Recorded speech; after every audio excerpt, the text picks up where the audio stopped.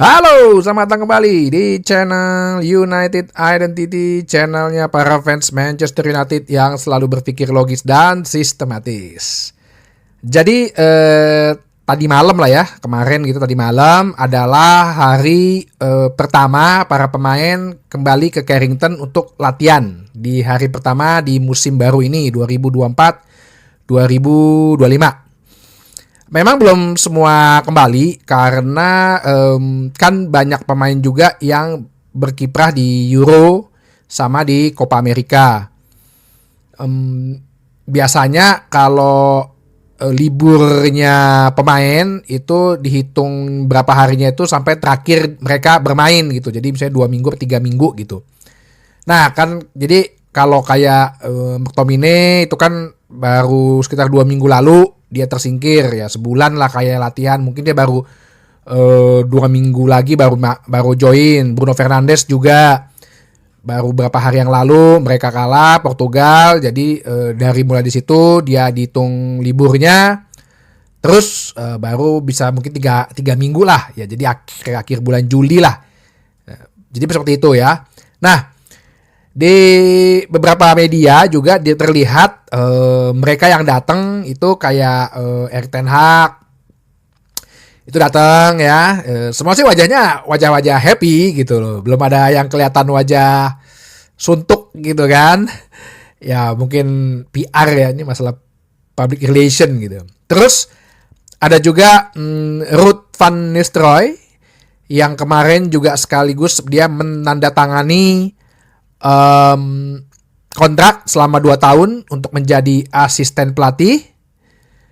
Dia udah jalan-jalan tuh, ada videonya udah jalan-jalan sendirian aja di kota Manchester ya. Dia kan udah kenal lah dengan kota itu ya, karena dia pernah 5 tahun di situ.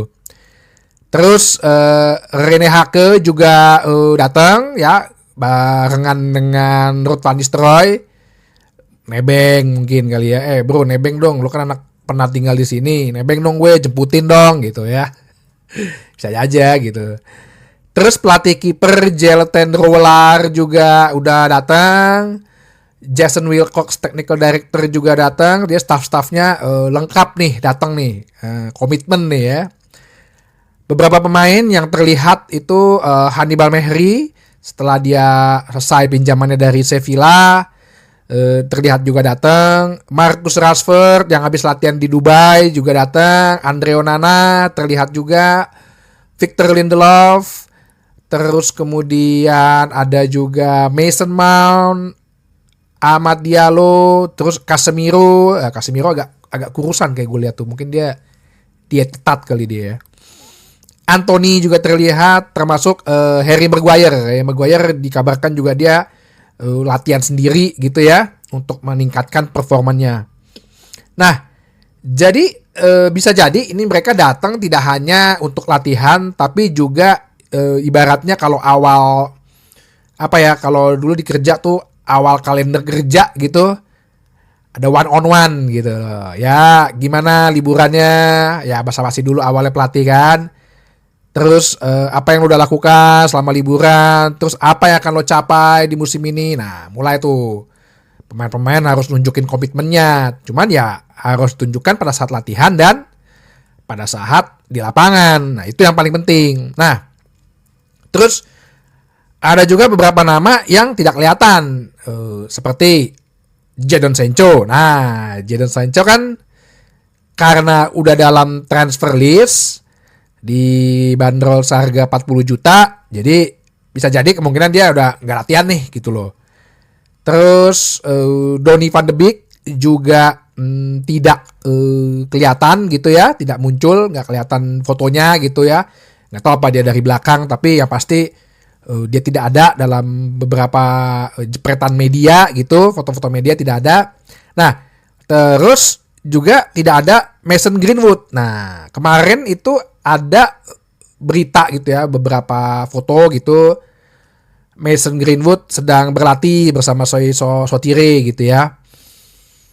Katanya sih menurut kabar dari Fabrizio Romano juga ya, si Mason Greenwood ini memang datang latihan, tapi ke tempat Carrington, maksudnya datang ke Carrington, tapi dia tidak mengikuti sesi latihan, dia justru berbicara dengan Ten Hag dan juga mungkin staf pelatih ya, mengenai masa depan dia. Jadi menurut laporan juga dari beberapa media, David Ornstein juga ngomong bahwa sepertinya ada penawaran yang betul-betul serius dari Olympique Marseille. Plus juga dari Lazio. Cuman Lazio sepertinya terlalu murah ya. Nah, Olympique Marseille yang sekarang dilatih oleh De Zerbi itu, yang katanya calon kuat pengganti, disukai gaya mainnya, mentok-mentoknya di Olympique Marseille gitu ya. Itu katanya suka dengan Mason Greenwood dan berniat untuk memboyong.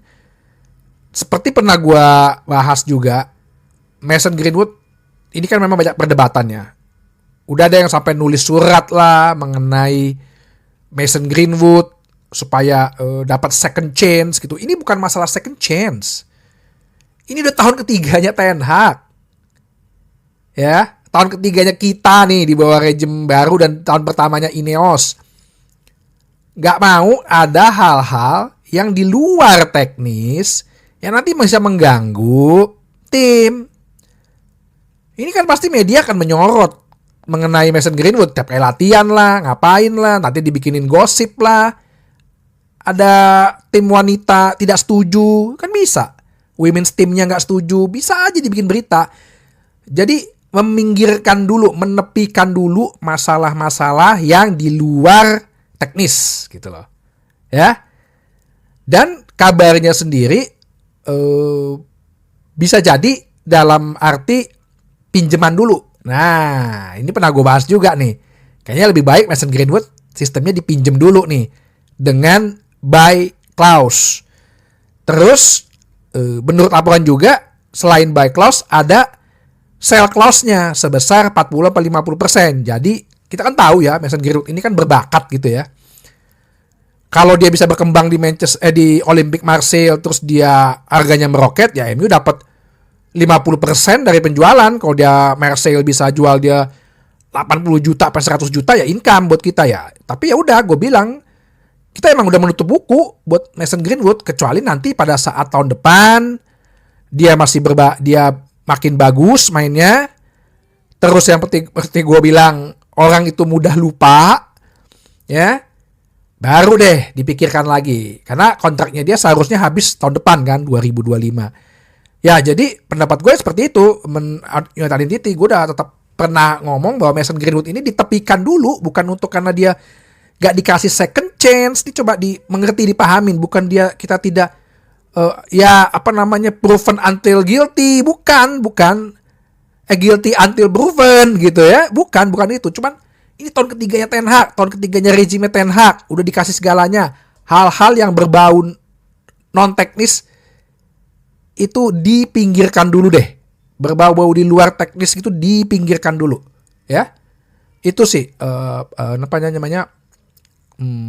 pendapat gue gitu ya, secara logis dan sistematis. Jadi ya baik banget sih kalau misalnya dipinjemin dulu. Kita lihat setahun ke depan gimana. Yang seperti gue bilang, orang itu mudah lupa, ya. Baru kita bicarakan lagi apakah Olympic akan membelinya. Terus kemudian setahun 2 tahun kemudian dijual. Karena umur dia kan sebenarnya masih 22 tahun ya. September atau Oktober ini dia 2023 gitu. Jadi masa depannya masih panjang gitu. Dan selesai satu-satu dulu nih gitu. Ya, jadi itu aja hari pertama latihan di Carrington. Semua komitmen untuk datang. Staf pelatih baru juga berkomitmen untuk datang. Ya semoga hasilnya juga akan semakin baik. Oke? Sampai ketemu lagi di bahasan berikutnya di channel United Identity. Channelnya para fans Manchester United yang selalu berpikir logis juga sistematis. Terima kasih.